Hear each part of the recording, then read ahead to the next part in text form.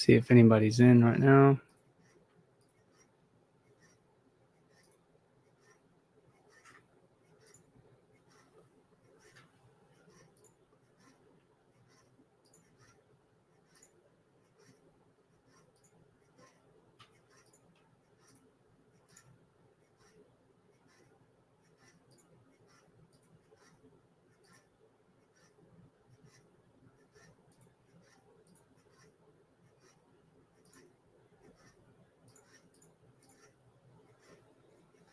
Oh, cool.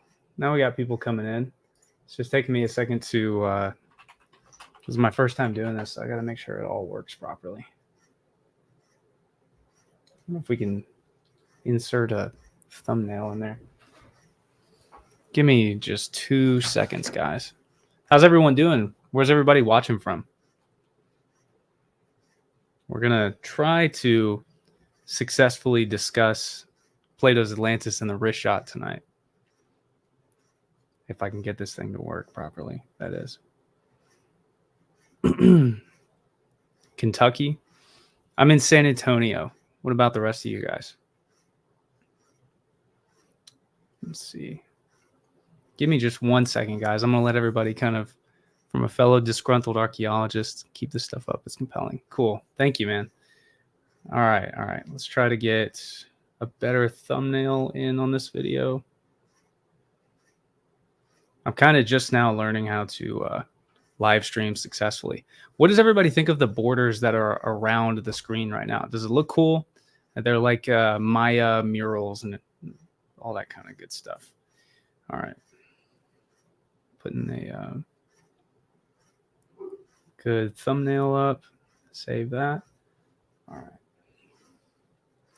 Virginia, New Zealand, Providence, Rhode Island. YouTubers just be stealing each other's shit left and right. See ya. I don't know what I'm stealing from anybody, but okay.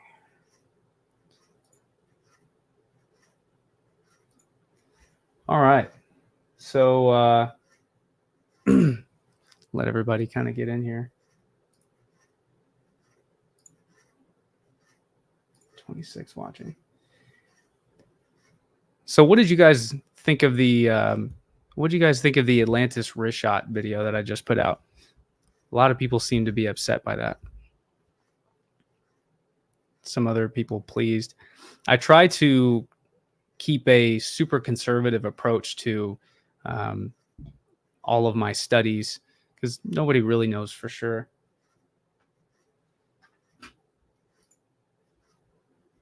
All right, cool. I think we are good to go. I'm gonna let Instagram know that we're live, and then so what I thought I'd do is kind of run through the. I'm bummed I'm too far to attend your Mexico trip. Would love to go. Hey man, just shoot me a DM on Instagram. Oh, what's up, Matt? How's it going, man? Or is it Ryan? If it's Matt, I just got your message. I will respond when we get done here. Give me 2 seconds, guys. I'm gonna let everyone know we're live, and then we'll get started. What I was thinking we're gonna do is go through my Richat Atlantis video that I just put out, and because there's a lot of stuff that there's a lot that doesn't make the videos. Otherwise, the videos would be an hour long, and I know you would all like that. But it's not feasible for me to do it with a full-time. It's not feasible for me to make a video like that on a consistent basis when I'm still working a full-time job, unfortunately. But soon we'll get there. All right, let me just let everybody know we're live. Watch here, and then we'll get started. Let's see. What does everybody think of the setup? Setup around the borders. Is it distracting? Does it make it look more professional? I don't know. Everything I do, I try to make it like really top notch and make everything look great because I want to kind of like keep the magic of ancient history. You know what I mean? And also branding is very important. Tune in now. We're live.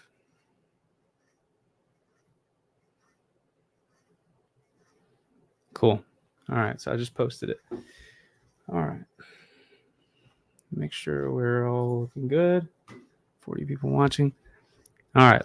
Looks good to me, man. Not cluttered, sleek, and clean. Thank you, sir. All right. So C underscore said Richat seems like a decent theory, but that flood and washout taking all the archaeology is both a good explanation and also excuse. Could go either way right now. Yeah. So this is the thing that I think about the Richat. And you guys, let me know your thoughts. And here in a minute, we'll turn on the video I just made, and we're not going to sit down and watch the whole thing, but we'll kind of skim through it and I'll point out some things. So the thing about a flood coming through, like a cataclysm hitting, say it hits the North Atlantic ice sheet, so the top 1/5 of the continent, and then it just obliterates everything else. Sure, if it say it were to hit Atlantis, quote unquote, directly on, yeah, maybe it would completely obliterate it. I mean, I think that the consensus numbers is that it was moving debris around the impact zone 50 square miles per second. I mean, think about the power of Earth's crust and hot magma and ice sheets moving at 50,000 square miles a second. It's going to destroy everything in its wake. But Mauritania is not that close to where this proposed comet would have hit. So still, the waves probably would have been massive, probably would have covered maybe a lot of the Western Sahara. But the problem is that we find mass grave sites with dire wolves and saber-toothed cats and woolly mammoths and even short-faced bears in northern North America that are these just massive pits where you can tell that their bodies are just scattered. All their bones are shattered. It looks like they were tossed thousands of feet. That might be an exaggeration, but it's obvious that something happened. It'd be like, if that argument were to work, then we wouldn't find any remains of any animals or any humans at all in northern North America. Like, as you're getting close to the Arctic or closer to the North Pole, we wouldn't find any of those remains at all. But we see the Alaskan boneyards. And so, the fact that we find things in northern North America around 9,600 BC kind of refutes the argument that that a massive flood would have completely washed away Atlantis. There would surely still be some foundations of buildings there. So here's another thing that you guys may not know. The reason that pottery is so important when you're studying ancient history is that pottery is indestructible. It's just clay. The pots can break, but the pottery will always be there. In almost every advanced human civilization, anything that we would actually call a civilization, all of them used pottery, as far as I know. So we don't find pottery at the Richat. Now, I'm not going into all this saying that Atlantis didn't exist. If anybody watches my videos, I think Atlantis did exist. But when I look into the Richat, I just don't see it being at the Richat. But I'm not dogmatic in that. I mean, I've talked to David Hansen, who was just on Jimmy Corsetti's podcast live stream thing he's doing, and I've had a couple phone calls with David Hansen about going out to the Richat. I think the problem is there's some issues with traveling there right now, and it's just insanely expensive to, I would probably fly from Houston, Texas. I'm based out of San Antonio. I'd probably fly from Houston and I'd land in Spain. That flight isn't so expensive, but let me throw my phone over here. The expensive flight is getting from Spain to Morocco down to Mauritania. I mean, you're looking at $700 round trip to get from here to Spain and back, but to get from Spain to Morocco, it could be $1,500 to $2,000, and I don't want to spend that just to see the Richat. Maybe I would do that on like a full Egypt trip, but I'm not spending $2,000 just to get to Mauritania from Spain. So let me see some of the comments.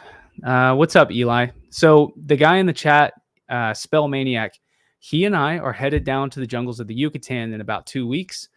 and we are going to be filming a mini documentary series on the Snake Kingdom in the northern Peten jungle. Thanks for the honesty and intellectual insight. I love fringe ideas, but I also love logic and science being applied to fringe ideas.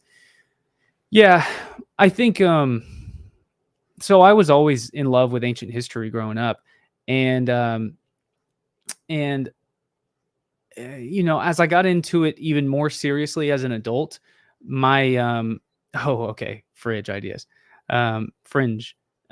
So growing up, I started getting more and more into it, and of course, for a lot of people, the very first way they get into ancient history is through Graham Hancock.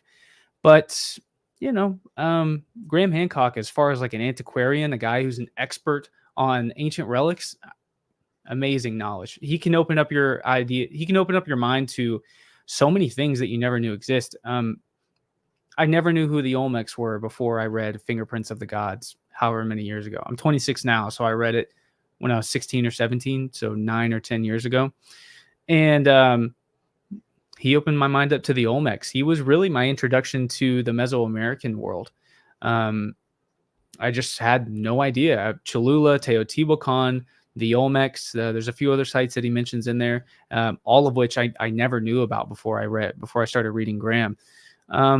But then as you study ancient history more and more and more, you end up kind of realizing that, well, maybe some of his conclusions I personally disagree with, but he opened up my mind to this whole world, and I would be, I would be ignorant to minimize, Graham Hancock's importance.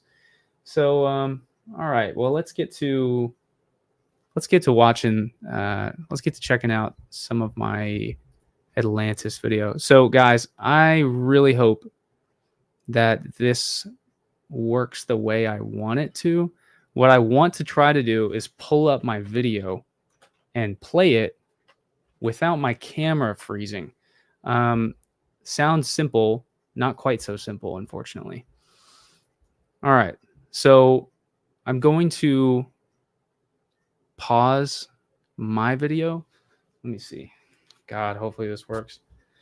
If it doesn't work, maybe we'll just skim through the video and I'll talk about it. So guys, please bear with me. You're all here on my very first live stream. I'm probably going to try to do this weekly. So if this is hell, you're just going to have to bear with me, or leave and come back next week when it's not so much of a mess. Will you do channel membership soon? Yes, but I want it to be like meaningful, My Patreon is kind of empty right now, and I have a warning on there that's like, this Patreon isn't active. It should be in the bio on my Patreon. But for my patrons, thank you. But I'm gonna wait to do the membership until there's something there that's worthwhile. If you guys would be interested in membership, you tell me what you think would be adequate compensation for like $2 a month or $5 a month. I see some people doing like 25, but I mean, that's like twice as much as a Netflix subscription. How am I going to put out that type of content? I still work a day job. So if you guys have any idea of what would be good compensation for like $2 to $5 a month on memberships, I saw a couple questions asking me. So otherwise I wouldn't have brought it up. I don't really think about that. Okay. So let's see. You went to grad school in Central Texas. Well, I'm in Central Texas. I'm in San Antonio. That's where I live. All right. So I'm removing my face.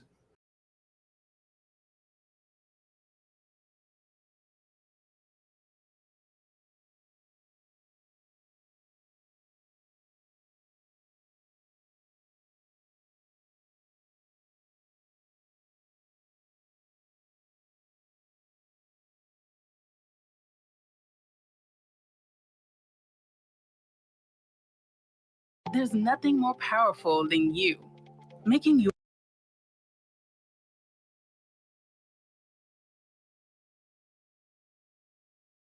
Has recently come into public eye for its anomalous geological features, location, and arguable similarities to Plato's Atlantis, as well as the fact that it is so massive that the site was not widely known until it could be seen from space in 1965.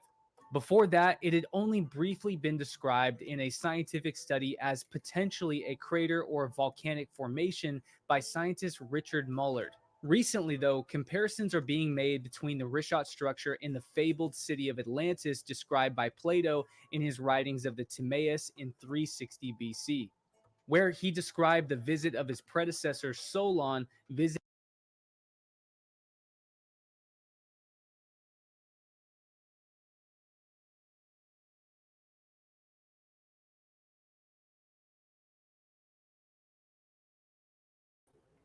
I don't know how well this is going to work, boys. I'm trying. But I have a what's crazy is, man, I invested like $2,800 in this computer just over 2 years ago. It's a super nice computer. But watch, I'm really scared. If I hit play, my screen, this camera right here is going to freeze. Something, I'm not an expert in this, but something is not going to work. And if that happens, I don't want to have to end the stream to get back. Hey, Luke, I have an interesting story worth telling. I own the largest spring in the world. It has never been dove or had any archaeology done on the land. Be heard. Tell me where that is. It's too old. What's up, David? Hey, I was just talking about you. I was just saying that we had been, it's too old. 2 years is too long. Yeah, true. All right. I'm going to try to hit play. And if it freezes my camera, I don't know what we're going to do. I'm probably going to be frozen. I'm probably going to be frozen on making some stupid face. All right, let's watch it. All right. So we're watching this. You guys let me know if this is too loud. I'm trying not to turn it up too far. All right. So the Richat structure has recently come into public eye for its anomalous geological features, location, and arguable similarities to Plato's Atlantis, as well as the fact that it is so massive that the site was not widely known until it could be seen from space in 1965. Before that, it had only briefly been described in a scientific study as potentially a crater or volcanic formation by scientist Richard Mullard. Recently, though, comparisons are being made between the Richat structure and the fabled city of Atlantis described by Plato in his writings of the Timaeus in 360 BC, where he described the visit of his predecessor Solon visiting the temple of Nefru in Sais, Egypt. So here I said Nefru. There's some conflicting things about this. Some of the stories that you read, it'll say that Solon in 600 BC visited the temple of Nefru, and other times it will be the temple of Neith in the cult of Neith. I believe on the Wikipedia page, it says Neith, and I addressed that later in the video.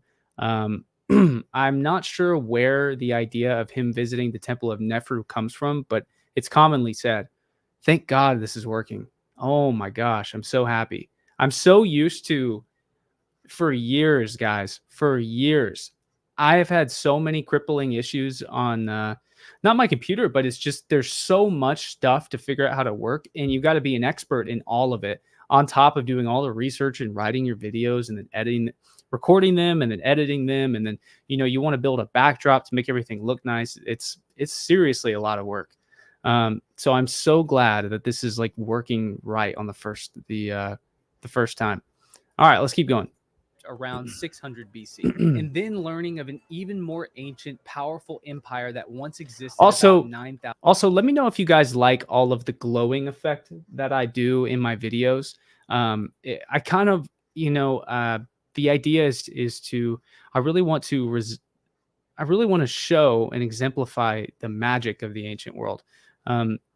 Magic is a word that Dr. Bob Breyer uses a lot, but the magic of the ancient world is what makes everybody so fascinated with ancient history. So I tried to do a little glow effect that kind of gives this nostalgic ancient feel to everything 1,000 years prior. In part, the way the city is described in Plato's account bears some striking resemblances to the Richat structure.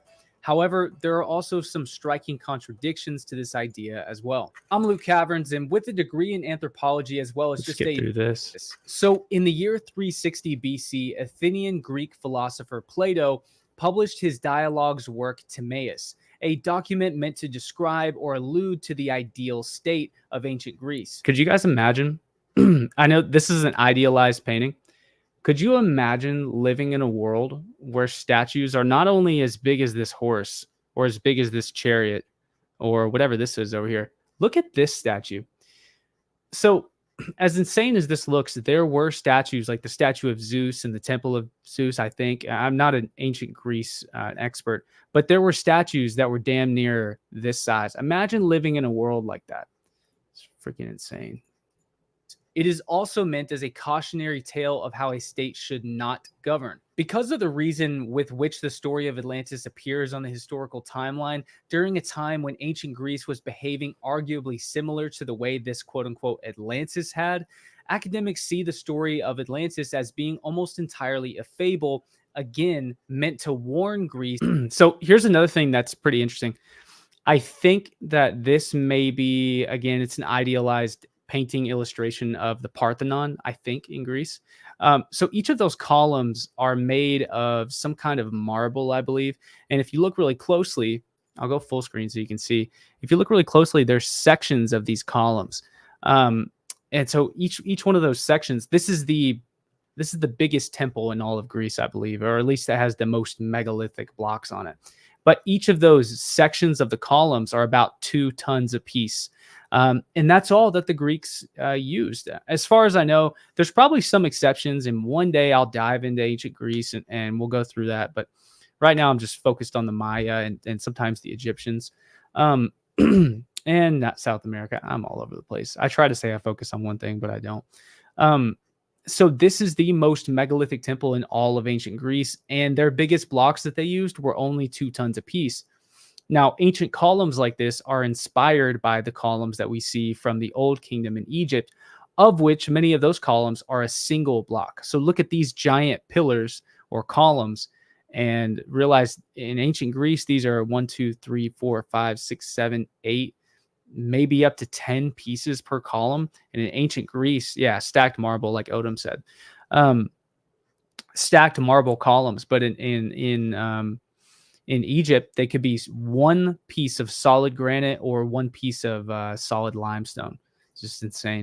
Of the dangers of a malignant government. Plato says that Critias, a Greek poet, philosopher, and a student of Socrates who lived before Plato, heard the story from his grandfather, who had heard the story from the Athenian statesman Solon around 600 BC.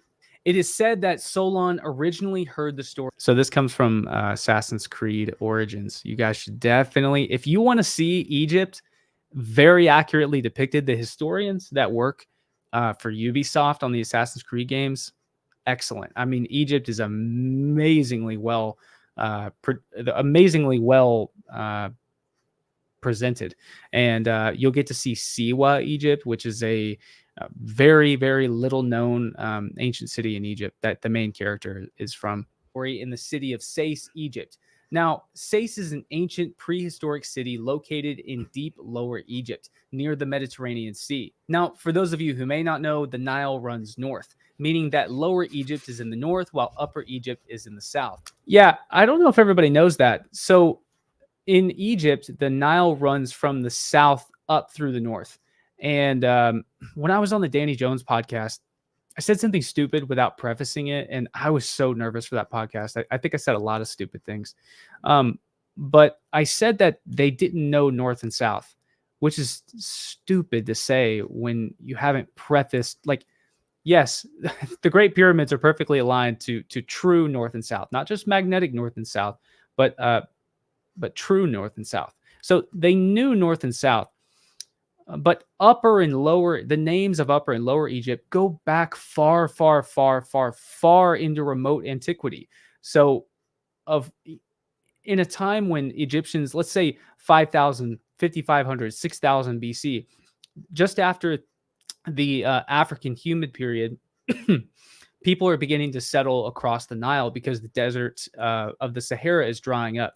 So people either go sub-Sahara into the savannas, or they go to the Nile. And so at that point, 6000 BC, the Nakata One culture does not know north and south, presumably. So that during that time is where the names Upper and Lower Egypt come from. And then eventually, as time goes on, they learn north and south. But I didn't really preface that very well.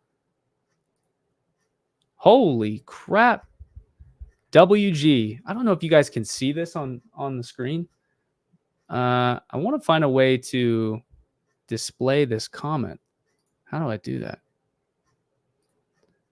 Ah, there we go. WG. Dude, $50. Oh my God. Hey, this is my first ever donation. Thank you, man. Thank you, WG. Caught your briefing at Cosmic Summit, which was absolutely fascinating. Keep up the great work. Hey, man. Thank you so much. Shoot me a message on Instagram. When my book comes out, I will send you a free copy. I'm also launching a merchandise company that's kind of ancient history themed. I will send you something. Thank you very much. Thank you a lot. You're gonna make me tear up. Yeah, thank you a lot. That really means a lot to me. I'm very psyched about that. I think about I would, everybody has YouTubers that they've kept up with for their whole life. And one of the guys I kept up with for a long time, he lives in San Antonio. And I watched his old streams from like 2015, 2016, before anybody knew who he was. He's got like 4 million subscribers now. And he had a video posted on his YouTube account of my first ever donation. So I'm in that moment in my life right now, which is really, really strange. Thank you. That means a lot. I've had a lot of moments like that this year. I just can't believe my life has changed in the course of just a year, guys. Like this time last year, not one person knew who I was. And not that like fame is everything, but when you're making videos about ancient history to present to people, you hope that people know who you are. And a year ago, nobody knew who I was. And so to be in this situation with how many people are watching right now? I don't even know. 100 people? Holy crap. It's just crazy. It's just crazy. I was on a podcast that you guys, I'll just tell you guys, I don't think I'm really supposed to announce this stuff, but I was on a podcast in New Jersey, right across the Hudson River from New York City. And I was on the Julian Dory podcast, if you guys watch him. And he took me, we filmed for 6 hours. We did 2 episodes. Those are going to come out in December. And it was like this rainy, misty night. It made New Jersey look like Gotham City. And I've still to this day never been to New York City. I always want to see it. You know what I mean? It's like when your career takes you to the point that you get to see New York, that's like a milestone for everybody, So he took me down to the Hudson River, and as I'm walking down there, New York City is like covered in this mist. Everything is misting. And it's like this, I don't know, just the city lights are like glowing, and I'm this like cold, crisp New York Hudson River wind is blowing in from the Atlantic. And it was one of those few moments as I'm walking towards the ocean, or walking towards the Hudson, looking at New York City. I just knew that this right at this moment was a milestone in my life, and my life was never going to go back to normal after this. And I just can't believe it. I can't believe that when people talk about Randall Carlson and Ben Van Kerwick and Van Kerkwick, or Jimmy Corsetti, or sometimes Graham Hancock, that my name is in the mix now. That's just insane to me. I have crazy imposter syndrome right now. But I'm going to be around forever, guys. So I'm only 26, so I've got a leg up on some people. Okay. I'm sorry. I'm going to get to the other super chats in a second, but let's get back to the topic, because I feel like I went off for a second. All right. I'm sorry. I will get to the other ones. But I don't want to make my stream all about reading super chats to see people doing that. Unfortunately, almost nothing is left of this city as its blocks began being quarried from the temples and repurposed for other cities sometime after the New Kingdom period following 1000 BC. The known habitation. So that's another thing. Sais, Egypt barely exists today because all of the blocks get quarried and get used in other sites. I mean, the Egyptians tried to do this to the Great Pyramids. That's why all the casing stones, all these like very finely cut white limestone casing stones that came from miles away were quarried off of the pyramids to be used to build the mosques and other sites in Egypt. So this kind of takes us to one thing I think about sometimes is this Nubian egg that was found. I'm skipping forward in the video for a second. Make sure am I still showing on screen. Wow, I can't believe my stream is working the way I wanted it to. So so this Nubian egg right here. Let's go forward a little bit. If everybody has seen this Nubian egg, this was found in Aswan, Egypt, which is in Upper Egypt in southern Egypt. And it seems to depict 3 great pyramids sitting along the Nile River. So as it goes down, okay. So this is kind of interpreted as being a serpent or a cobra of some kind, but it looks oddly like the Nile River sitting just east of the Giza Plateau with 3 pyramids on it. Now, supposedly this egg has its provenance in a 5,000-year-old gravesite of a Nubian man who was buried in Aswan, as far as I know. And as far as I know, that's the correct information. And it was found in 1909. And it seems to depict 3 great pyramids on the Giza Plateau. Now, I posted this on Twitter, and a lot of Twitter archaeologists responded, and they said, oh, well, this is really just a depiction of Nubian mountains that we see on other ancient eggs like this. But then you see the mountains, and the mountains are filled in, or sometimes they're painted in, and they're not as pointed as these are. None of them are. They're filled in, and they're kind of they look more like hills, I guess, like the way you draw a cartoon hill. So this really appears to be 3 pyramids to me.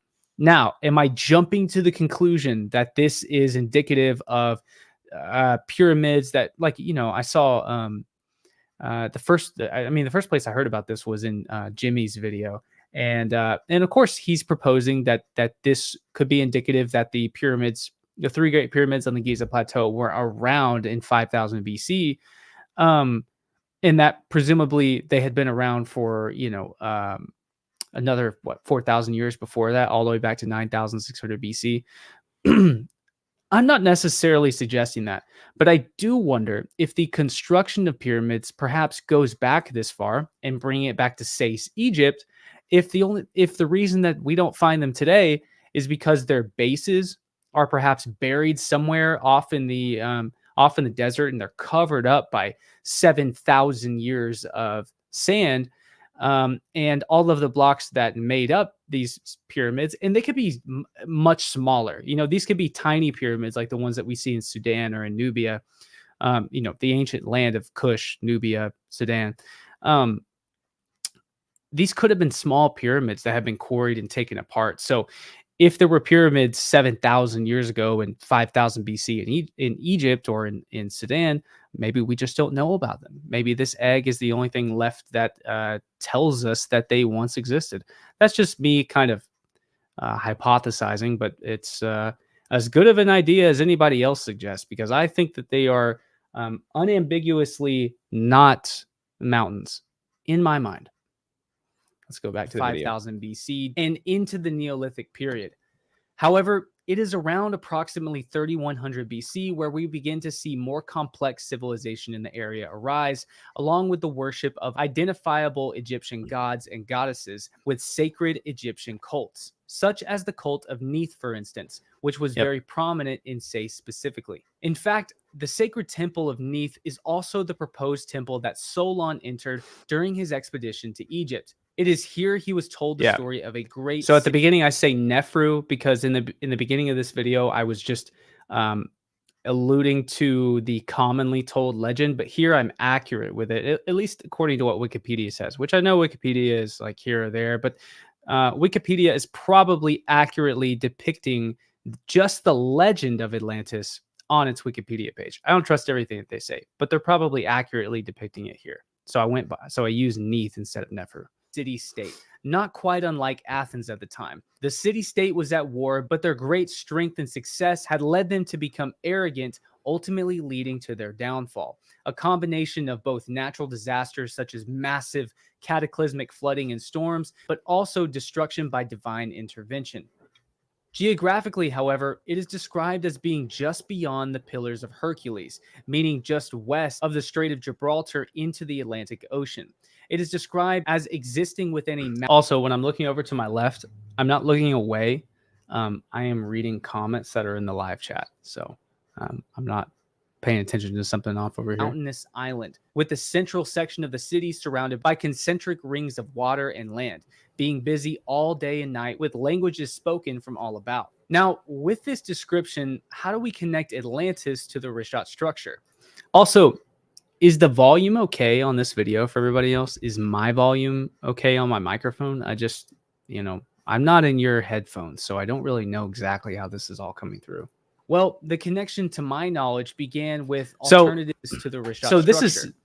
This is kind of some deep lore that's on the other side of the ancient history community that most people don't know about. So this is where the origins of the popularization of the Richat structure being Plato's Atlantis comes from. This part of the video.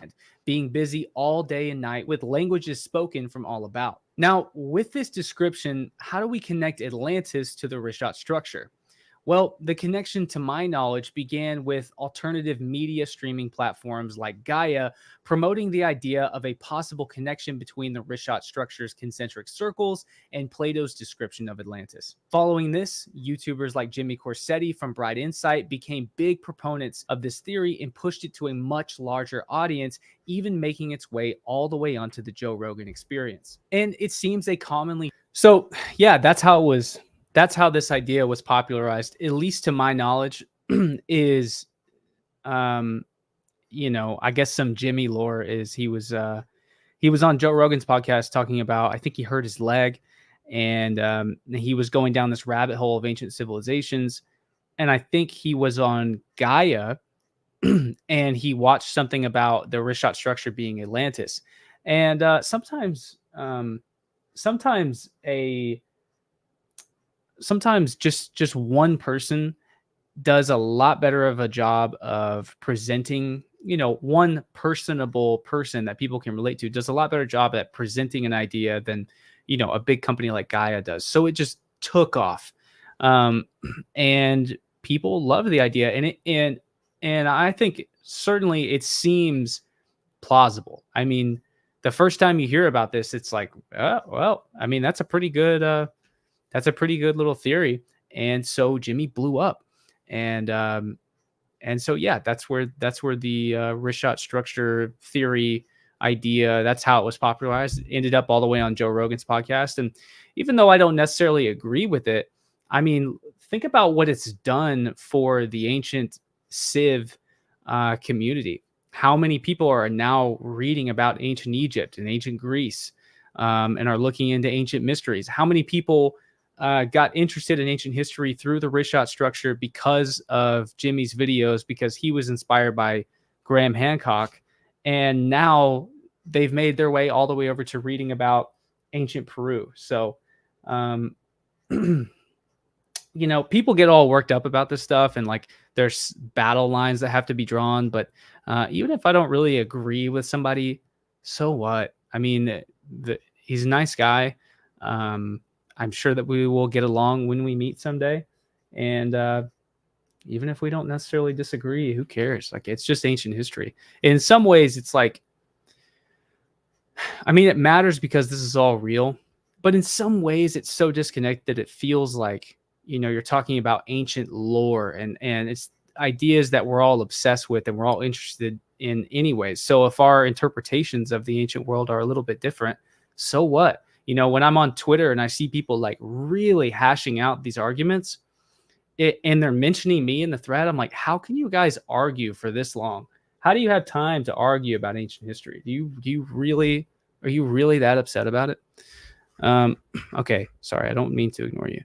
All right, MRLT, $10. I'm going to show this on the screen. He said, "Hey, bud, greetings from South Australia. Love your work and your candid, honest nature when approaching every topic and location. So nice to see someone not draped in all the academic dogma." Thank you, man. And thank you for the $10. All of this is going to go towards my expedition fund. I leave in 2 weeks to go back to the jungles of the Yucatan for 10 days. You guys should go on Google and look up Kalak Mul. I'm not going to tell you how to spell it right now. Just try to spell it, and you'll see it go on Google Earth. You'll see it in the middle of the jungle. We're going to land in Cancun, and we're going to go for 10 days all the way to the middle of the jungle, back out. So he said, "Hey, bud, greetings from Australia. Love your work and your candid, honest nature when approaching every topic and location. So nice to see someone not draped in all the academic dogma." Well, thank you. I did go to school for anthropology. I have a degree in anthropology. I'm an anthropologist.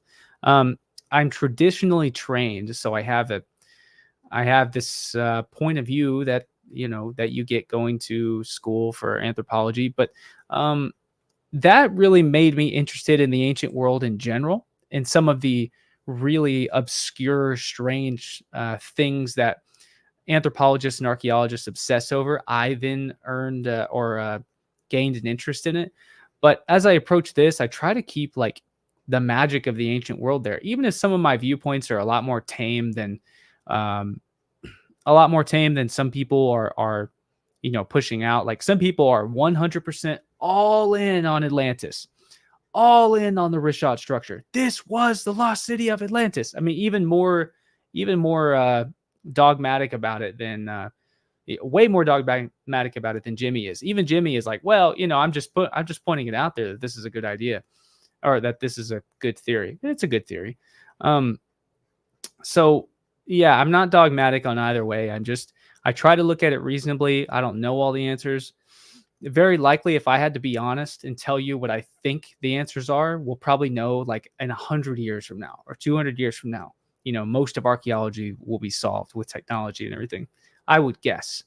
So what I think is going to happen is I think the academics are going to be surprised that the conspiracy theorists that are pointing out that that lost civilizations and lost technology definitely existed are going to be surprised when these theorists end up being correct. I also think that some of these theorists are going to be surprised that they went a little over the top on their theories. So I guess if I had to put my own beliefs out there, I'm more of a believer in lost technology than I am lost civilizations, because it's easy to hide the evidence of lost technology, much easier than it is for some cataclysm to completely destroy the evidence of a lost civilization, if that makes sense. So when we look at all the things that happened in ancient Egypt, I'm not discounting the possibilities that some things like the Serapeum, which is pronounced Serapeum, not Serapeum, but the Serapeum or the Osiris shafts, or maybe even the Great Pyramids, the Valley Temple, the Sphinx itself. You look at some of these giant megalithic structures that are, cartoucheless, and they are hieroglyphicless, and there's no art. They're just massive, seemingly simple, but deceivingly complex structures that people look at and say, I just don't see how, the Egyptians are a great civilization. I just don't see exactly how they did this. Therefore, plus a lot of other like negative evidence, I conclude that it must have been some other lost civilization. That's one way to look at it. The way I look at it, does it make more sense? I'm not discounting the possibility that Atlantis existed. The story exists for a reason, and it definitely came from somewhere. And I don't doubt that one day we will find something that archaeologists admit this is Atlantis. Okay. So what I'm saying about all the stuff in Egypt, when I look at it, is it more likely that an ancient lost civilization that we don't have any pottery or bones? Again, pottery is indestructible. Pottery does not erode away. It lasts forever. Okay.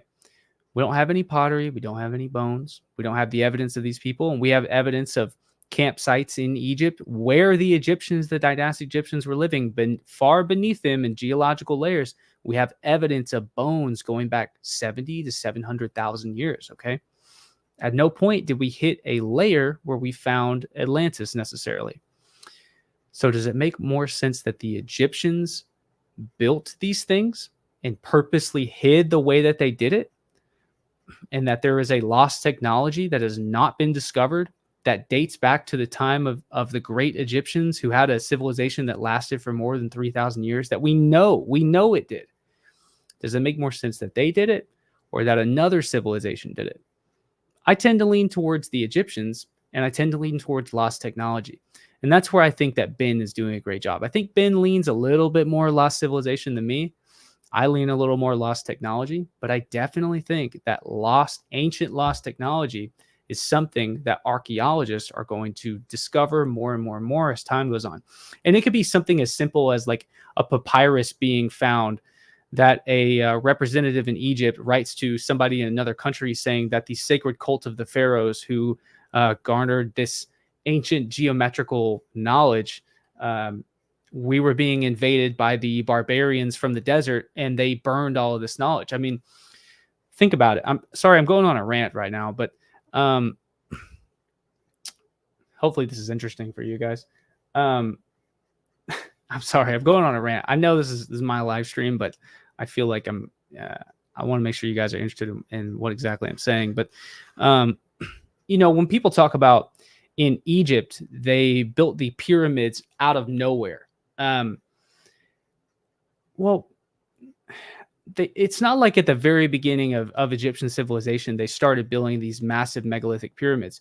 The beginning of dynastic Egypt begins when Scorpion II, who is from Upper Egypt, conquers Lower Egypt. He smites the king. This is seen on the Narmer palette. He smites the king of Lower Egypt and he unites the land of Egypt. This is around 3100 BC. So the Scorpion King, everybody's heard about this. There are video games and movies about him. He was a real person. And he was the first pharaoh of ancient Egypt, declared himself pharaoh. Pharaoh means great house. So he lived in the great house. And so he brought together Egypt. This is in 3100 BC. Well, 100 years go by, 200 years go by, 300 years go by, 400 years go by, 500 years go by. About 600 years later, the Egyptians, according to traditional Egyptology, start building pyramids. We know that there isn't anybody who disputes that the step pyramid of Egypt was constructed by the pharaoh Djoser. Where the disputes start coming in is when it starts getting into the Great Pyramids. And people don't really realize this, but there's 4 to 5 Great Pyramids, not just the 3 on the Giza Plateau. So there's 600 years, 600 to 700 years of history of dynastic Egypt leading up to the time of the pyramids. That's just kind of my point of view. I certainly entertain the idea that they were built by lost civilization because there's about just as much evidence to prove it either way, that the Egyptians did it or that they did not do it. That's why it's an argument of the ages that's going to go on for forever until they excavate that giant chamber that they found above the Grand Gallery in the Great Pyramid.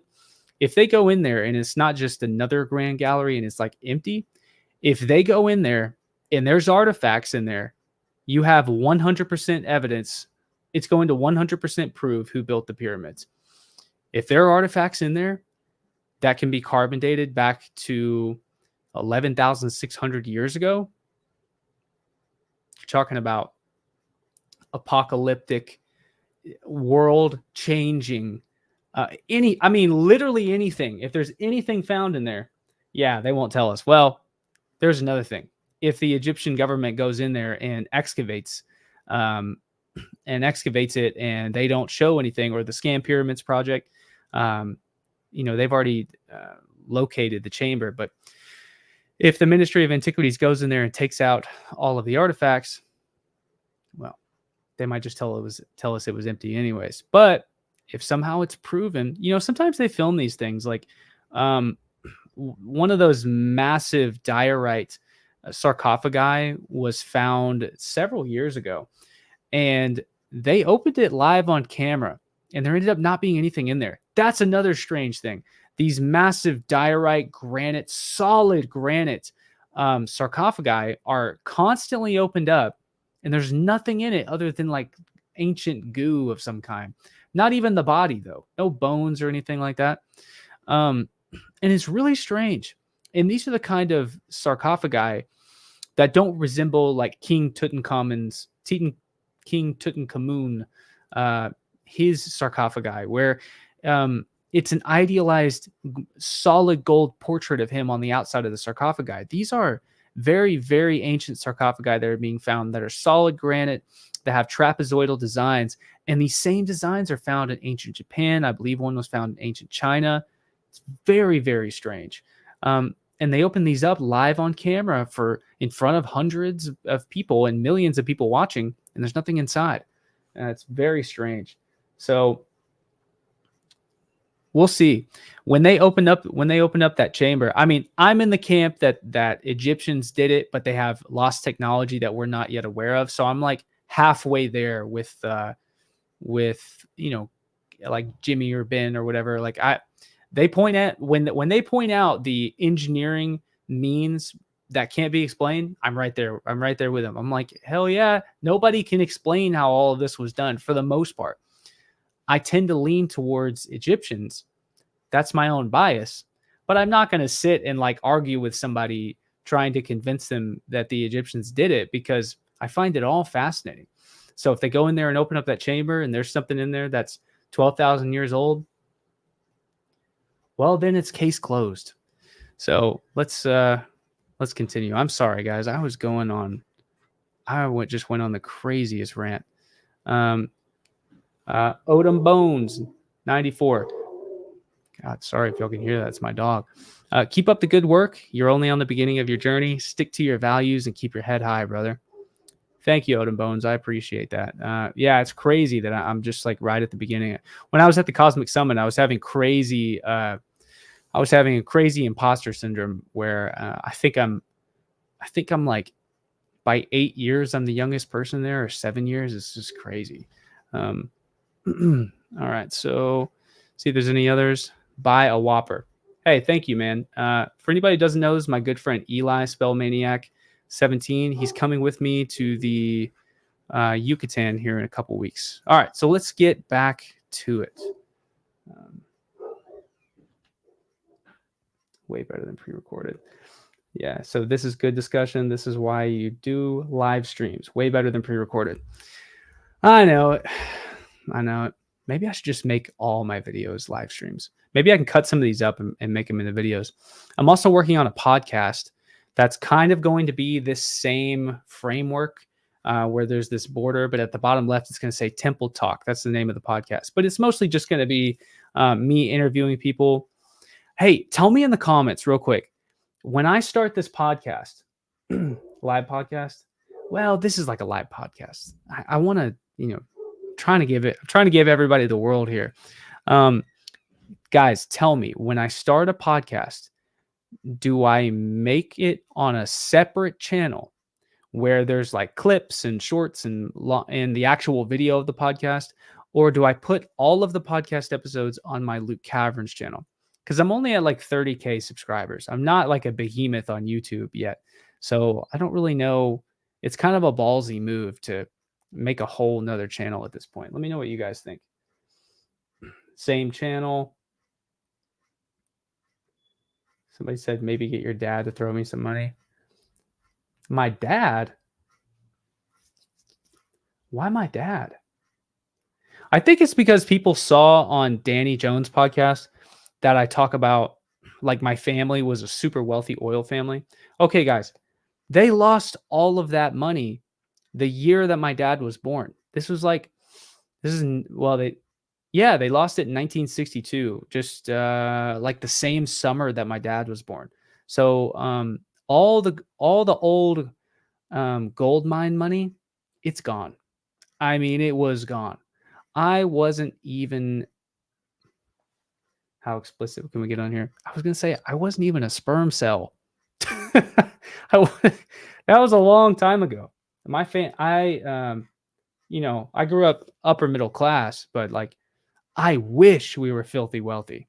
You know how many expeditions I would have gone on? I would have found a lost city by now. So talk to people that are established already. Separate because it saves your algorithm. Yes, Mike. That's what I think. So that's what I think too. That's a good point. That reestablishes a thought I had about it. Keep it here till you hit a mill. Till I hit a mill. That could be years from now. Danny made shitload of money to have you on. I know. Yeah, he probably did. He probably made a lot of money off of that episode, but oh well. He paid for my flight and my hotel and everything, so that's nice. One day we'll be making that kind of money, and I'm gonna blow all of it traveling and making videos. Let's see.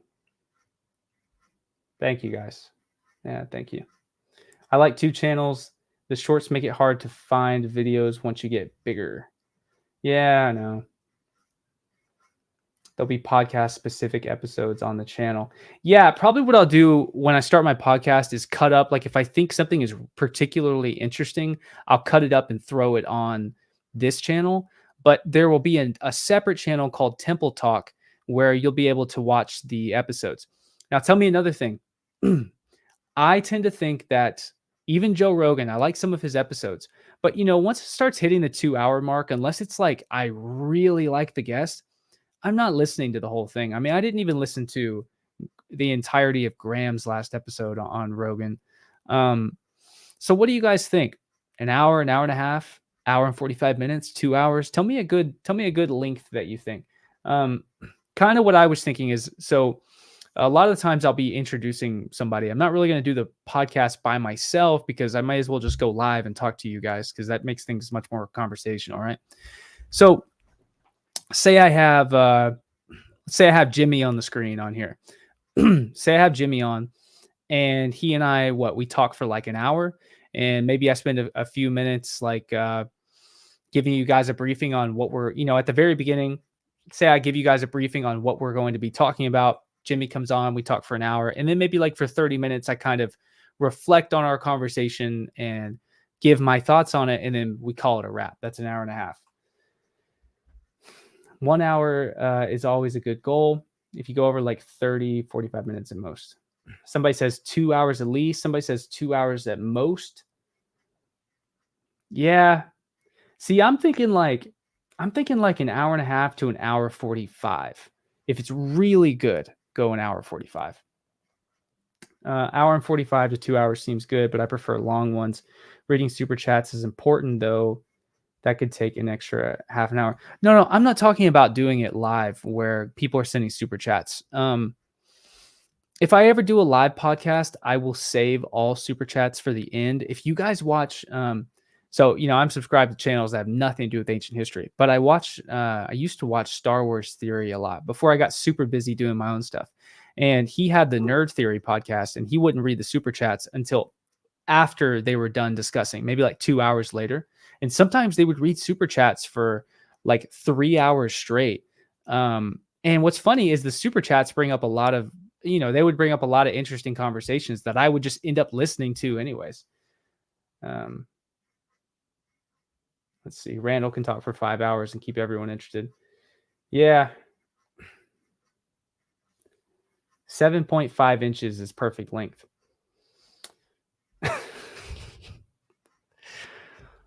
I'm ending the stream. No, I'm just kidding.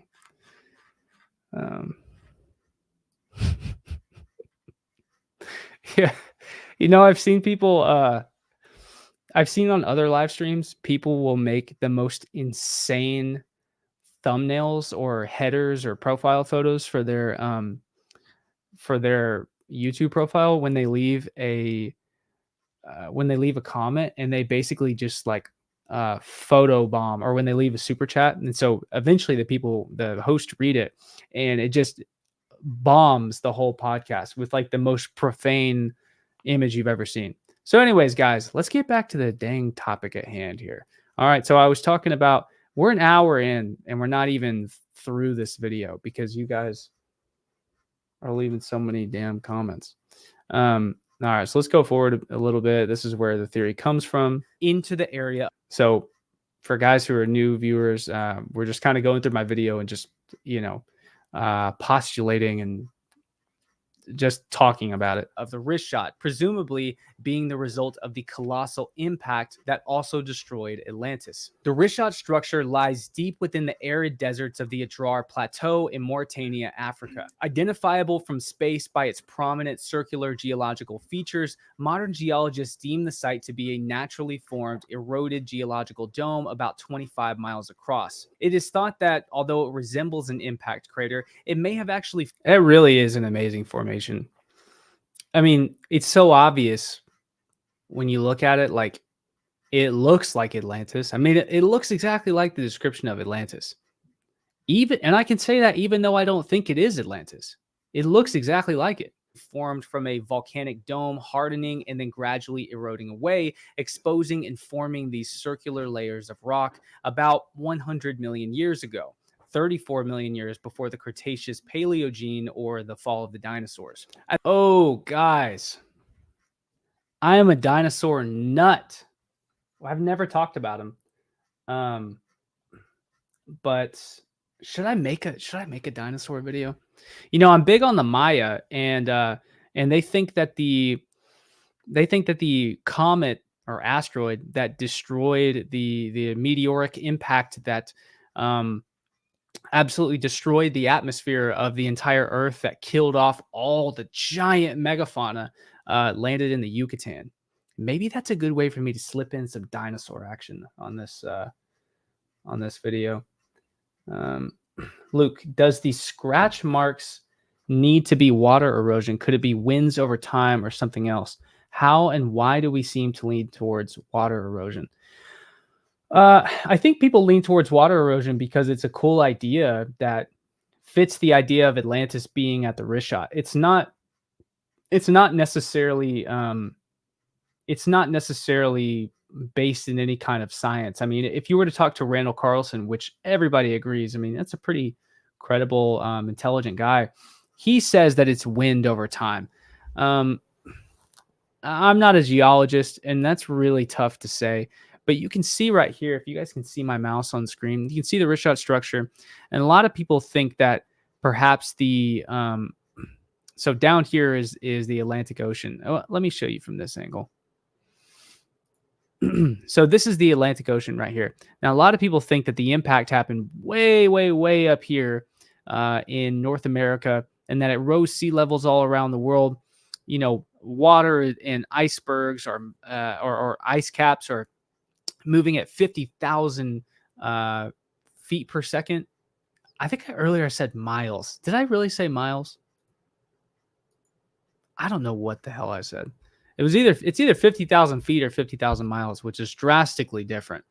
Randall would know that number. Maybe I'll call him after this and ask. But so yeah, water would have rushed up on here, just plowed the Richat structure if Atlantis was there, and then the water recedes back down. Then it really just looks like it drags the top layers from the desert, back down into, well, I guess it wouldn't have been desert at the time. It would have been green. So that's a whole other thing. It's like, okay, did it destroy the soil and the topsoil so much to the point that, a lot of this would have been savanna, or it would have been like tropical vegetation, kind of like you see in Egypt. Now, did it drag all of that down, trees and plants included, and the only thing that's left now is the desert sands? Or are these sands that were in the Sahara a little bit further up? So you see these mountain ranges like this Adrar Plateau, I think it's called. So imagine that the sand would have all been sitting up here in the Sahara Desert after the African humid period, the Sahara dried up, and now winds are now pushing it over these mountains slowly, one grain of sand at a time, from 6,000 BC, all the way to zero. So that's 6,000 years over, it's 8,000 years, almost 10,000 years. Could that much sand push over these mountaintops? Maybe. I mean, I would think it's 1,000 years of wind just blowing weightless particles of sand. Maybe, or maybe it was a massive wave that rushed over this area, and you can see the evidence of what's left of topsoil being dragged back down to the Atlantic Ocean. So that's kind of where that comes from. Let's see. All right, so let's continue. Geological features. Modern geologists deem the site to be a naturally formed, eroded geological dome about 25 miles across. It is thought that, although it resembles an impact crater, it may have actually formed from a volcanic dome hardening and then gradually eroding away, exposed. So basically, they think that this whole thing would have been a volcano. There would have been magma coming up from the center, and you have to imagine it would have, it's flat now, but it would have been standing up like this, and it's eroded away, and now it's flat. I don't think that the Richat is the only place that we see this on the Earth, even though it's so unique. I think that there are at least a couple of other notable places where we see flattened volcanic domes. So I'm not a proponent of the idea that the Richat structure is man-made. Was it used by man to create the city of Atlantis? Hell, I don't know. I mean, the evidence says no. I could be wrong, but the evidence says no. But I'm still open to kind of postulating about it. Interestingly, as anomalous and unique as the Richat structure is, there really is not a lengthy investigation available of this site, and the explanations for its geological formation are relatively straightforward and short. That's not to discredit what geologists say. Also, I should say, kind of going along with, people who are proponents of the Richat is Atlantis idea, people use natural formations. People have been using natural formations since the beginning of time. I mean, people strategically settle on islands for a reason. So if this happened to be natural and there were concentric circles of water and land, ancient people are definitely going to recognize this. Even if this place is 25 miles across. I mean, okay, so here's another thing that people don't quite realize. New York City, Manhattan, is like 13.7 miles across and 2.5 miles wide, okay? The Richat structure as a whole is twice as long and 12 times wider. So, I mean, you're talking about New York City fitting in this little strip right here. I mean, all of New York City fitting in this little strip right here. This is a tremendously large area. So definitely not man-made. Used by ancient man, possible. But I do find it odd that even its Wikipedia page is relatively short, given just how unique this site is geologically. But perhaps its harsh location and lack of funding available are a barrier for more research. In fact, the nearest major town is that of Wadain, Mauritania, with an impressive population of actually about 3,600 people. So this town, Wadain, I know I keep stopping it, but if you guys want to go watch the whole thing, it's on my channel. So Wadain is, David Stig Hansen, who was just on Jimmy's Rumble podcast live show or live stream thing. He and I have had a couple phone calls about going out to Wadain. He's been out there twice. It's a super small town just to the west of the Richat with some ancient structures on it. So that's kind of what I'm breaking down here. I have it in the back of my mind to go, but I'll go when it's a little bit more affordable. It's affordable to get to Spain, and Spain is just a hop, skip, and a jump north of Mauritania. But to get from Spain to Mauritania, it can be like $2,000 just to hop over the Mediterranean and back. So I don't know if I want to spend $2,000 like that. However, this area is devastatingly poverty-stricken. Its early history is uncertain and unrecorded. Sufficient archaeological research has not been done yet to determine Wadain's oldest dates. It is thought, however, Wadain may have been established due to the trans-Saharan trade route sometime around 1000 AD. 400 years later, in the 1400s, the Portuguese would establish a port for their gold trade network, as Mauritania is rich with gold and silver veins. Then in the 1500s, Moroccans invaded and occupied. Yeah, so Cord Wayner just left a message about crowdfunding expeditions. Yes, one day I'll do that. but I'll do something for a better cause. I mean, so many people have been out to the Richat already. Like there's an expedition I'm going to go on that I might crowdfund. But I have something on down the pipeline that's a few years away. A true expedition where I don't know 100% I'm going to find something. I'm going to do an expedition to the jungles just outside Yashilan. I'm going to do that next year. I know that there are extended ruins of that city that's out there, and they need to be documented before the Mexican government builds a dam that will flood the Usamasenta River and destroy the Maya ruins all along that river. So I'm in the process of writing a little book right now called River of Stone, and it's about the Usamasenta River, and I'm going to document the river and the cities along it and permanently write it all down so that when the dam is built and the cities are flooded, somebody went through and documented it just for that purpose. That's probably like the greatest cause that I have right now. And I don't really talk about it because when it comes to that, I want to do, I'm going to crowdfund that really now that I'm thinking about, crowdfunding it. It's expensive to pay the local guys to take you in speedboats up and down the rivers every day. So, we're probably looking at like $500 a day is what it would cost to do that expedition. And maybe we'll be out on the river for 2 weeks. Maybe longer, maybe a month. I'm not really sure, but I'm going to write a book called River of Stone. And it's going to be about the lost cities of the jungle along that river. Nobody's ever done that before. So if somebody's watching, don't steal my idea. How about create a team to be there? I've seen this before. I've seen people leave stuff like this, leave comments like this that want to join me. Here's the thing. I would love to, charge people to join me on these expeditions to help pay for the trip. Here's the problem.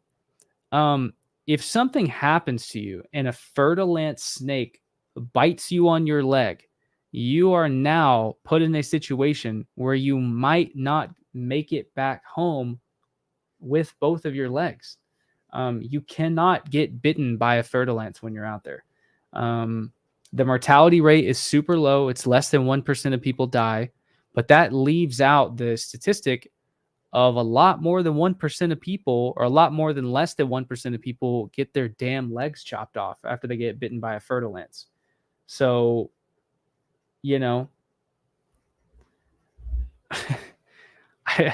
that scares me about bringing people out to the jungle.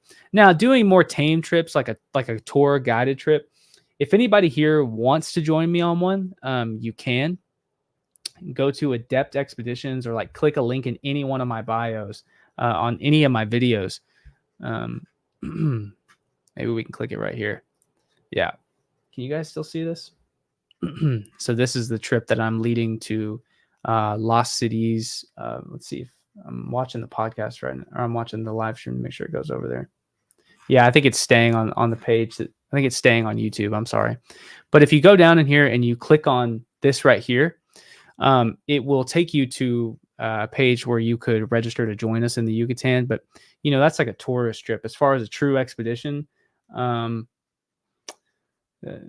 worries me about bringing you guys along on those. But maybe one day I will. But you'll have to sign all kinds of papers and everything. So it's crazy.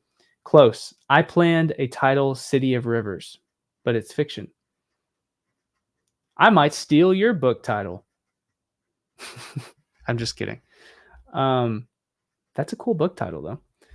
All right, let's continue. Would deign to control the area of the trade network. And then in the year 1591, the Songhai Empire, which controlled many of the surrounding gold mines and trade networks, collapsed, and Wadain was controlled once again by the native people where it lies today. But that's about all we know of Wadain, the closest city to the Richat structure. And almost no history around the Richat structure can be traced back further than, say, 1000 AD. However, I was looking through satellite imaging of the surrounding areas and found multiple sets of ruins to the southeast. Yeah, these are crazy. In a minute, we'll take a look at these. Hopefully my camera doesn't mess up. These are crazy. There really are ruins of 7,000 year old cities that are near the Richat structure, but they don't have anything to do with Atlantis, but they're cool. They're near the Mali border. They resemble structures I'd seen from ancient cultures in South Africa, and with a bit of digging, I found that what's crazy is this is in Northwest Africa, deep in the Sahara Desert. These same kind of circular oval ruins that are linked into each other and stacked on top of one another can also be found in South Africa, on the other side of South Africa, which is insane. And I haven't seen any kind of explanation for that at all. They've been attributed to the Tishit or Tishite culture, ending somewhere around 500 BC, with its earliest inhabitants and first signs of civilization dating back to 2000 to 4000 BC, about the same time as the rise of civilization in ancient Egypt, Sumer, and the Indus Valley, and even China. Personally, I don't find the simultaneous rise of civilizations across the old world to be a matter of pure coincidence. I believe there to be some connections across ancient cultures that cannot yet be proven and are possibly thus far underappreciated. So what a face to stop this on. Let's go back a second. So yeah, when you look at ancient cultures, they begin across the ancient world. Okay, let's start from Mauritania, the Tishit culture, going back to 4000 BC, all the way to the Nakata 1 culture along the Nile, starting in 4000 BC, to Mesopotamia starting in 4000 BC, all the way over to ancient China starting in 4 to 5000 BC. It's like all at once, boom, civilization is growing across the ancient world. Now, traditional archaeology says that, well, this is just coincidence. These cultures, developed independently of each other, blah, blah, blah. It's obvious that they didn't, that there were people traveling back and forth and likely trading different items, maybe food or any kind of commodities. And somewhere along the way, people started building stone buildings, people started developing science, and then everybody around them is like, oh my God, I mean, just imagine civilizations are being born and science is beginning. Technology is beginning. So it spreads like wildfire across the ancient world. That sounds obvious, and it's not commonly accepted in academia. That's not like some high-end,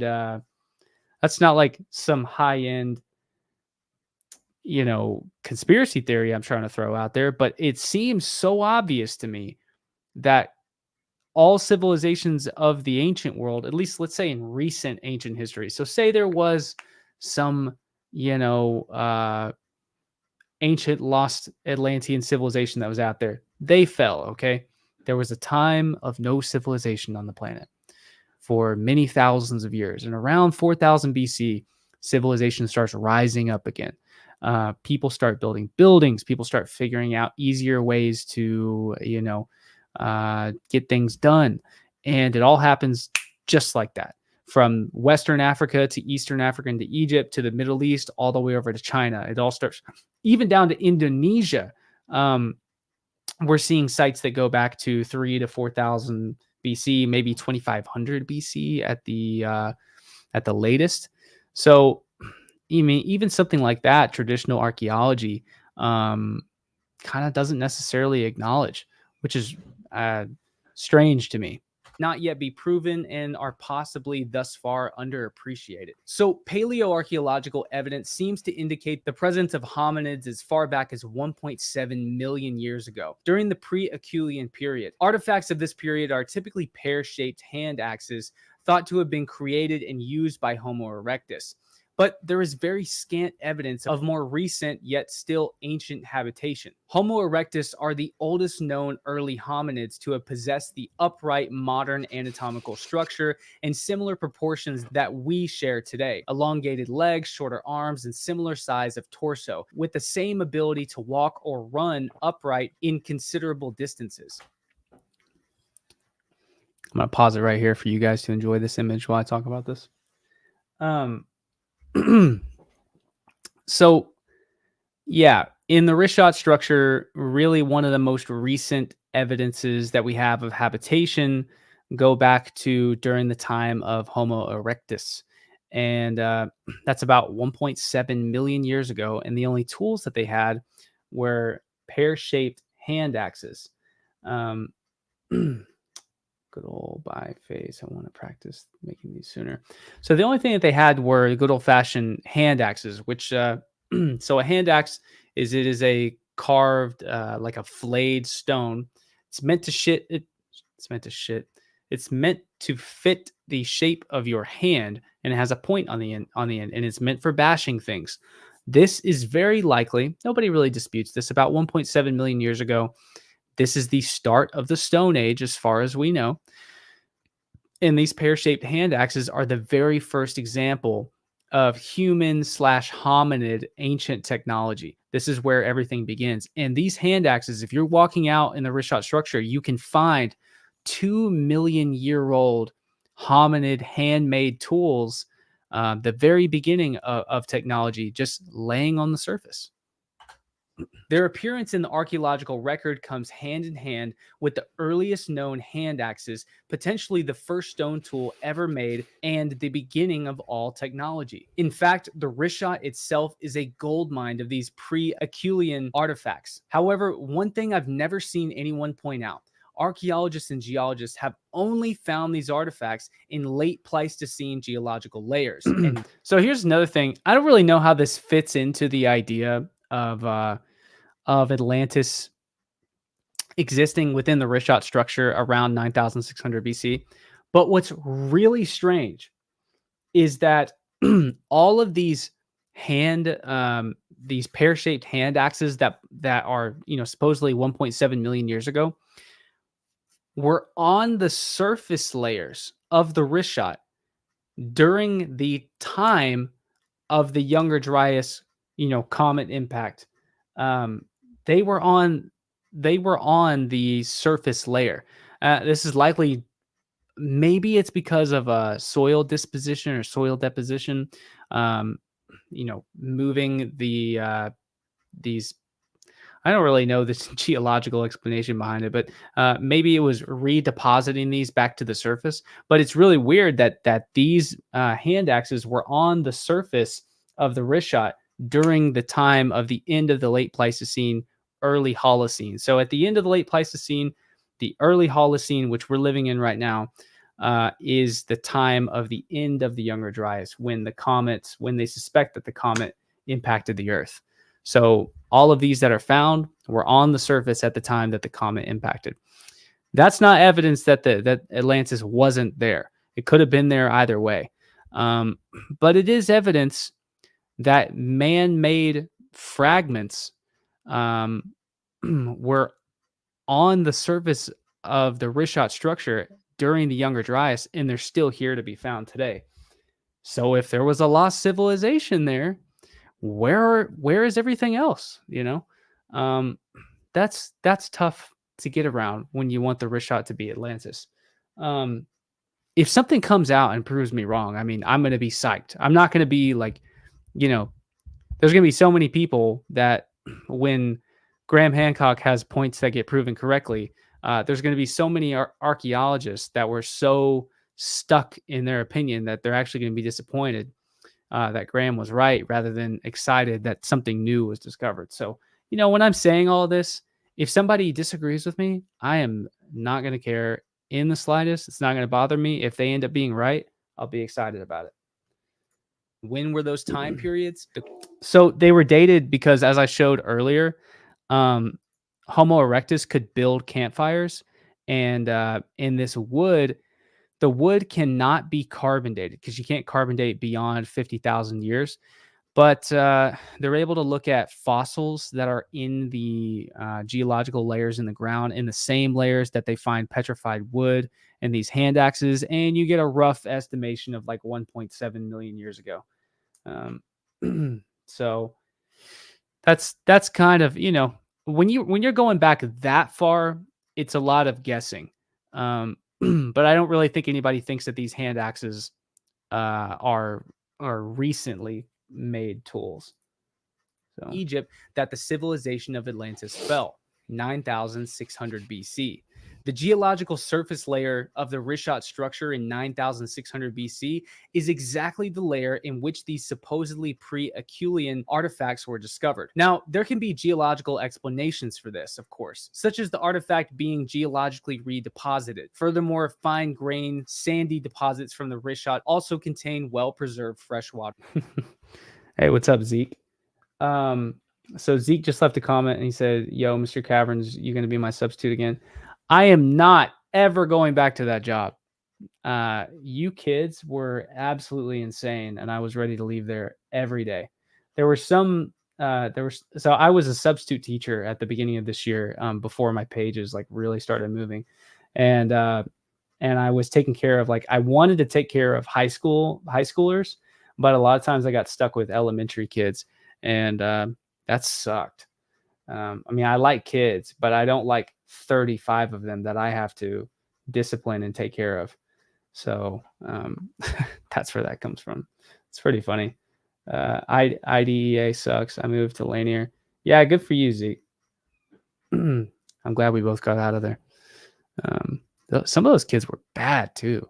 Like parents need to spank some of those kids. Also contain well-preserved freshwater fossils. Yeah, so here's some freshwater fossils. Now there are other freshwater fossils that are from like 6,000-ish BC, around the time of the Tishid or Tishite culture, that shows that there were freshwater rivers and streams. That show that rivers and streams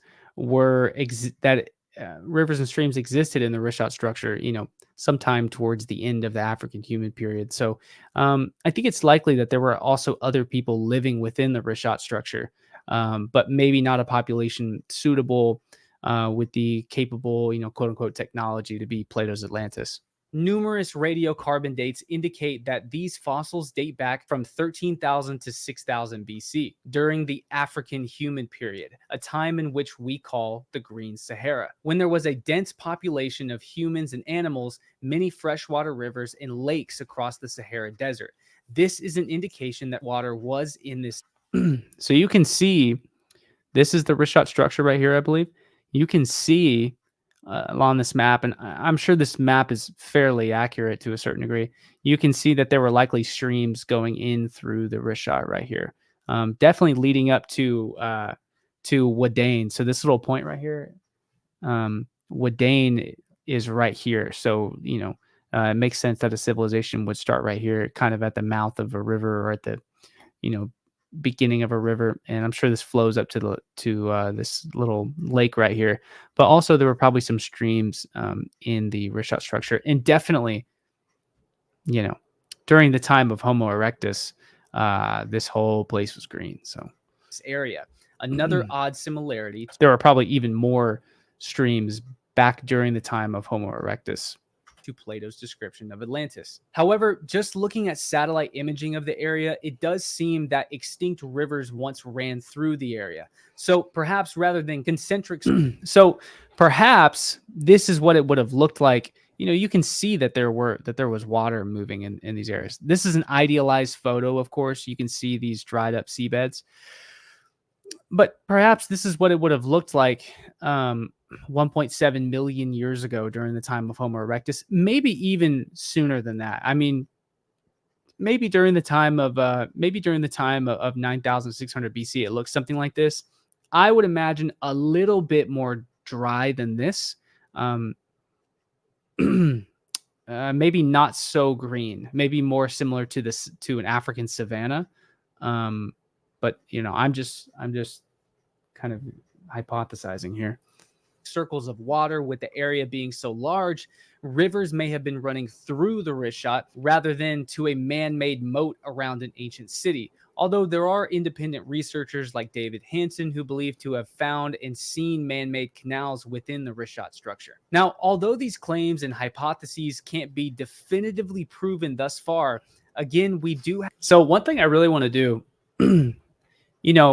I'm such an unbiased lover of ancient history and enthusiast. that, you know, this place has such cultural significance to us nowadays, that even though I don't necessarily outright think this is 100% Atlantis, I want to go to the Richat structure. And one thing I think about all the time is, see these little ruins out here? That's not Atlantis, unfortunately. It's probably the remnants of it's probably the remnants built around 1000 AD, something that was built during the time of the Sahara Trade Network when they're moving gold, silver, and salt all over this area. The Sahara is like a gold mine, basically. Or it's the remnants of French fortifications that were there like 120 years ago. Tough to say, but little small mud brick buildings like this, you know, that wouldn't survive. It wouldn't look like that after 12,000 years. But one thing I think about is sitting up, like making a campsite up on top of one of these ridges on the opposite side of the desert sands. And I think about laying there and like looking up at the stars in the middle of the Sahara Desert, you know, at an insanely ancient site. Even if it wasn't Atlantis, you know, there were people there 1.7 million years ago, at least Homo erectus, if you want to call them people. During the time of the dinosaurs, the Richat structure was there. So I don't know. That's kind of one thing I think about. That's why I want to go visit the site. Man, I would love to go see the Richat and camp out there at night and be, you know, far away in the middle of the Sahara Desert. Even if I know when I get there, I'm not going to find anything. At least I saw it with my own eyes, you know.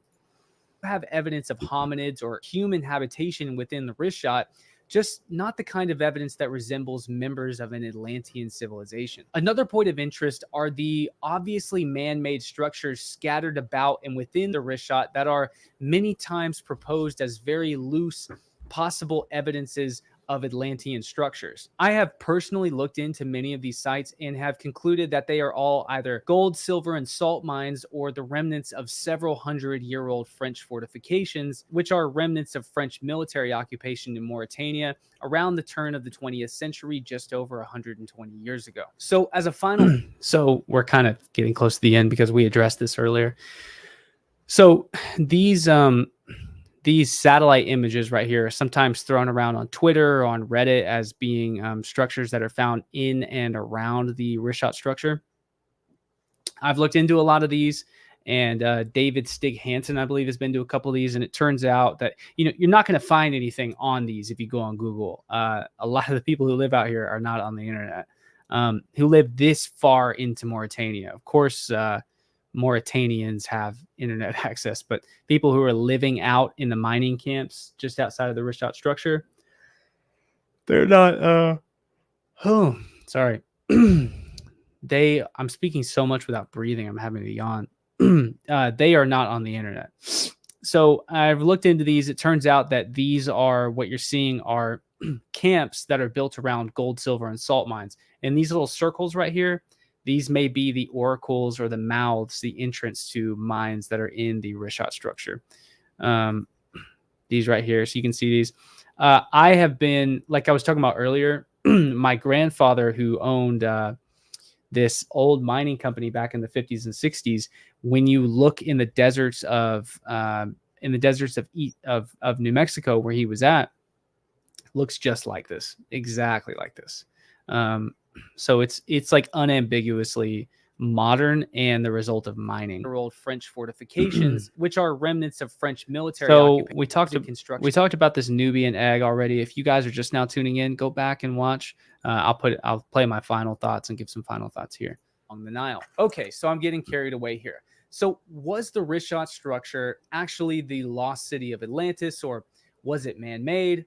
Well, the answer is the geological area, no, is of course not man-made. It's 25 miles across and can't even be seen in person on foot. It can only be seen. You guys are watching me watch myself. This is like Luke Inception space. So certainly not made by ancient man. However, did an ancient civilization that is sufficient enough to be the size of Atlantis, according to Plato's description, once inhabit the area? Probably not. Hey, I just saw Barry say there's a big stone quarry in the Richat structure. I'm not aware of this, but send that to me. DM me something on Instagram. If you guys are watching this and you have anything and you have anything you want to tell me or send me, shoot me a DM on Instagram. I check my requests all the time. Like at least every other day, I go to my requests and go through them. So, all right, let's continue.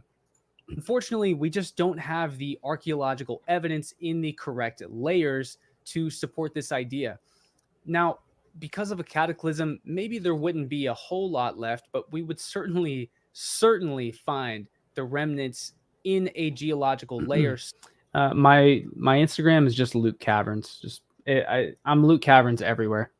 Somewhere indicating that there was once habitation in this area, similar to a civilization, let's say like Greece or Rome or Egypt. We would find biological material. So about that, yeah, when I think of Atlantis, my immediate thought goes to perhaps culturally, architecturally, it was probably similar to the Egypt or Greece or Rome or the lost city of Troy. Troy is kind of like Atlantis. For years, academics and archaeologists had gotten to a point where they were like, no, Troy is just another one of those legendary cities like Atlantis. It never existed. Boom, they find it. I believe in Turkey or on the other side of the Aegean Sea from Turkey. So no, I think it was in Turkey that Troy existed. I'm not an expert on Troy, but very likely, I think that Atlantis maybe wasn't as big as the legends make it seem. Like in Mesoamerica, there's a legend of the knowledge of the Toltecs, and the Toltecs were this great, wonderful, utopian Mesoamerican civilization that ruled over all of Mesoamerica, and they were essentially like gods on earth that civilized Mesoamerica, and for a long time, we didn't have the actual hard evidence that they ever existed until the city of Tula was discovered, and I think it was discovered just north of Teotihuacan, which is another mysterious ancient site. And we still don't know who the builders of Teotihuacan were, but the city of Tula was discovered, and it was determined that it was the home of the Toltecs. All of a sudden, boom, we determined that this city, who the legend around them is built up in a similar way that Atlantis is built up, we end up finding out that Tula existed. And do we think that the civilization was as great as the later Aztecs say they were? Presumably, yes. Although we don't have like any written documents surviving from them, any hieroglyphs that survive from them. But we ended up finding the civilization existed, and so I think that at some point in the future, somewhere deep underground, somewhere, perhaps it's in the Azores, a city is going to be uncovered, or perhaps that part of the legend, like, I mean, you're talking about 9,000 years later. So in 600 BC, when Solon is in the temple of Neith in Sais, Egypt, I mean, the priest could have been wrong. He could have been inaccurate in the location that he was telling Solon where Atlantis was. So who knows? I mean, maybe Atlantis isn't as far from Egypt as we think, or maybe it's somewhere in the Middle East. It's probably somewhere along the Mediterranean, I would guess. Maybe it's under the Sahara somewhere. I don't necessarily think it's the Richat. It could be underneath the 500 miles of half a mile tall sand dunes that are covering the desert. That could be a possibility. And when it's discovered, archaeologists will come together and they'll go, well, damn. We think that this is Atlantis. It's a circular city. It's got the concentric circles. There may have been water going through it, but maybe it was 10 times smaller than the legend said. That's what legends do, is they build and build and build. So what I think is going to happen is Atlantis probably isn't going to be as mind-blowing, as great as modern, ancient history theorists speculate that it could have been. And I think that, to the dismay of modern ancient theorists, I think it's not going to be as great. And then also to the dismay of modern day dogmatic academics, it's actually going to exist. That's what I think. that's my point of view. So I'm somewhere in the middle where I find the idea of studying the ancient lost city of Atlantis, you know, it's got that magical feel to me in the same way that studying um, just your regular 100% confirmed existence pharaohs in ancient Egypt. I just find it all fascinating. And when you're right at the beginning of studying ancient history, you know, you're really attached to your ideas and your own personal theories. And for a lot of people, they get into ancient history through Atlantis. And so the proposition of Atlantis perhaps not being exactly what you thought it would be might be disappointing. But the deeper and deeper you go, you realize how magical it really all is. Um, and then, you know, you have to strive to get to the point that no matter what's discovered, you're not going to be disappointed because you'll be excited that something was discovered. Um, so I think that's kind of about where I end this video. So how long have we been live now? Hour 40. Yeah, that's about what I shoot for, I suppose. Um, if anybody has any last thoughts, I can't believe how well this went. Um, this was awesome. Um, if anybody has any final thoughts, I'm going to close out soon, but I'm here for any questions or if anybody wants to say anything. Now I'm like actively, you know, I've been looking at the chat this whole time, but now I'm like actively looking at it. Okay, let me go through some of these super chats. If anybody wants to leave a chat, now's the time. When I get through these, I'll probably close out. Garrido, $5. Thank you so much. Love and support what you're doing and hoping to love and support what you're doing and hoping to accomplish in the future. Hope to join you on one of your expeditions one day. I would love for you to do that as well. If you guys are interested in that, just shoot me a DM on Instagram. Tell me you were watching the live stream, and maybe I'll do something like an email chain someday where if I really need to convey something important rather than just posting it on social media, which, you know, not everybody sees that, you guys will be instantly notified. I won't spam you. Maybe we'll do something like a text message thing where I can send out a text when something important is announced. But Gorito, thank you so much. I really, really appreciate this. I hate Mateus. Me too. Me too. Thank you for the $1. Can you bring back some Terra Preta soil?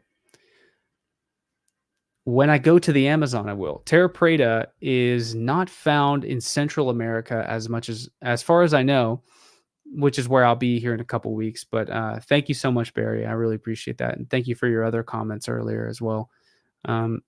Greetings from Japan. Donated. What is the name of Japan's currency? Can anybody tell me so I don't sound ignorant? Greetings from Japan. I have no interesting question, but just wanted to help with a bit of cash for your research. Keep it up, and I am sure you'll be the next Randall Carlson. Hope to see you on JRE. Well, thank you, man. Joe Rogan would be like a crazy milestone in my life. Yeah, is it a yen? That's what I was thinking. But I didn't want to be blatantly wrong and make myself look really stupid at the end of our first great live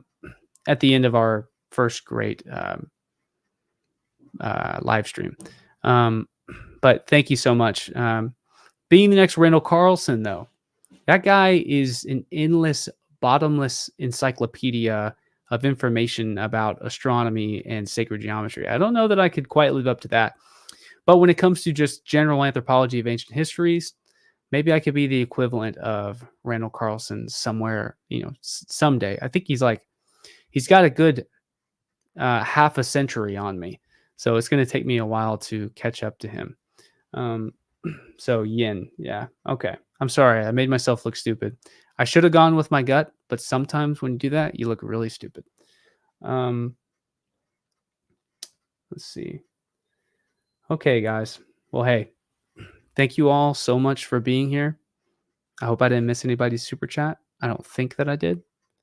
Shoot me a message on Instagram if I did, though.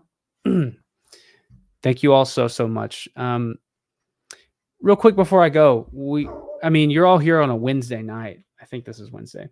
But will you guys tell me if I do this once a week, will you tell me what the best night, just real quick in the comments, tell me what the best night or time of day is for you?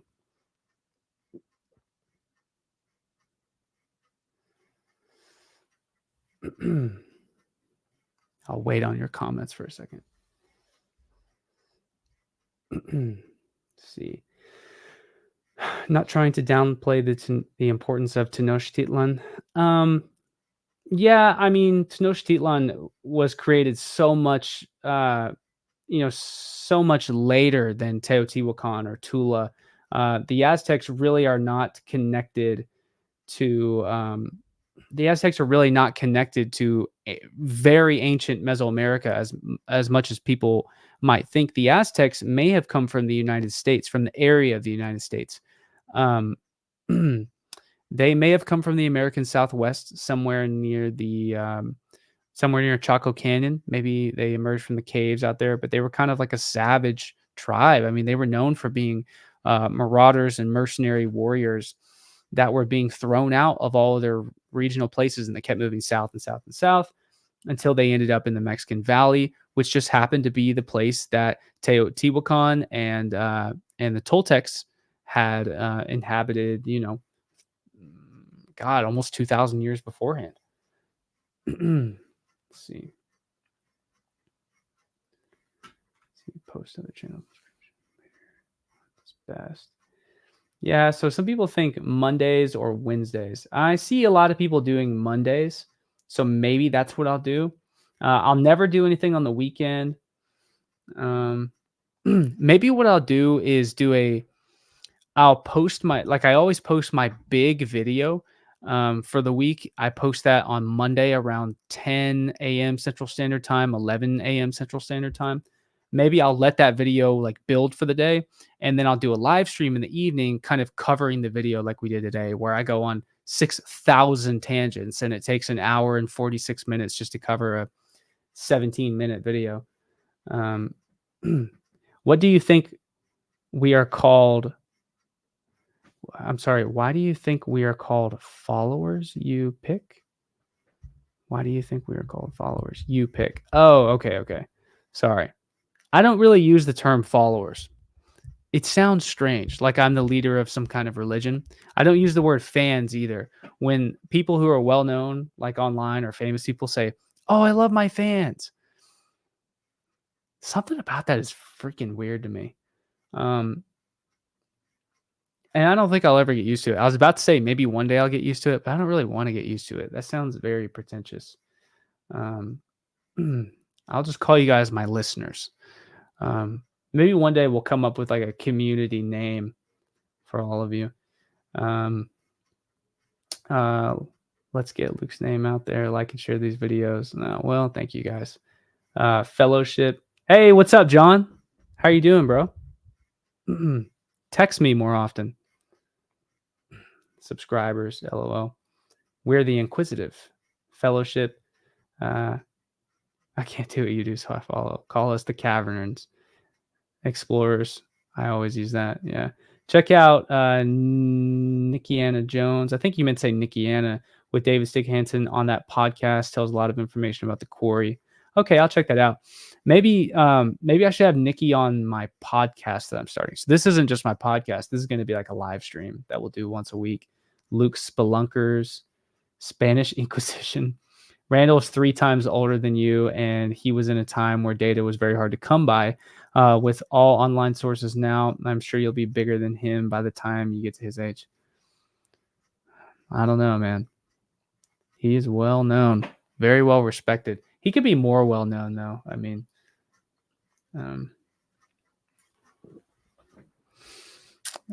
when he publishes his book, oh, he's gonna blow up.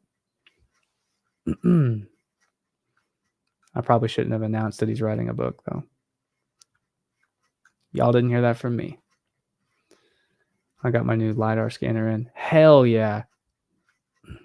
See if you can bring it to Mexico. Oh, man. I think it has to be less than 250 grams in weight for you to be able to use it in Mexico without being a Mexican citizen. We might have to look into that. I just looked into that. I'm buying a DJI mini drone to take with me to the Yucatan in a couple weeks, and I realized that you can't. There's like a weight limit to the drone size for whatever reason if you're not a citizen.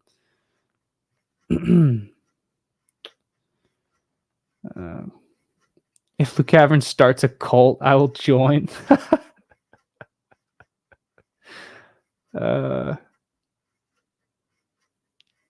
Do I have any animals? Yes, I have an animal. Look, I always imagine saltwater. Okay, guys. Well, I think that about wraps it up for the stream. We're approaching the 2-hour mark. Hey, thank you all so much for watching. I can't believe this went perfectly. I can't believe that my camera worked all the way through and that I didn't smash my desk and break my desk in half, because I was really looking forward to this all day. And the fact that things are going smoothly is insane. I'm on cloud 9 right now. Thank you all so much for watching. I really appreciate it. Thank you all very much. Y'all have a good night. I got to come up with a tagline to end my live streams. But thank you all so much. I'll see you sometime next week. I will post on my social medias the time that the day and time that I decide that we're going to do this on a weekly basis. Maybe it'll end up being more than weekly, more than just weekly. Maybe it'll be a couple times a week, but I don't really want to overdo it. So again, thank you all so much. My wife says time for Christmas lights. Yeah, we're about to go put the Christmas lights up on our balcony. So, okay, I'm coming, sweetie. All right. Love you guys. I will catch you all very soon again. I'm Luke Caverns, out.